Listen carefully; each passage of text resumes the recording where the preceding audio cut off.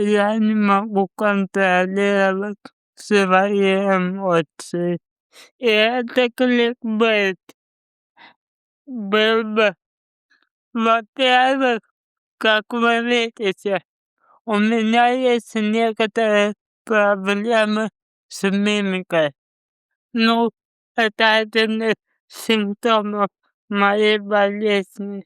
О ней я рассказывал в одном из предыдущих видео. И, кстати, попрошу вас зайти на мой стрим на Твиче и других платформах. Тем самым вы поможете мне накопить на электроколяску. Ник под видео. Еще я была чересчур эмоциональным.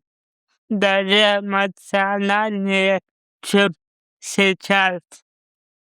Мне иногда бывает тяжело контролировать свои эмоции, и я не знаю, что с этим делать.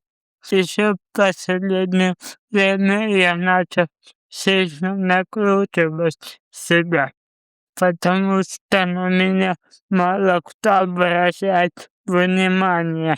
В данный момент, конечно, держать контроль эмоций стоят у меня гораздо лучше. Но раньше бывало такое, что я не контролировал себя, смеялся очень эмоционально. Раньше бывало, что я срывался и сильно эмоционировал по всяким пустякам. И если у меня ничего не получалось делать, сейчас, к счастью, такого нет. Не забудь подписаться.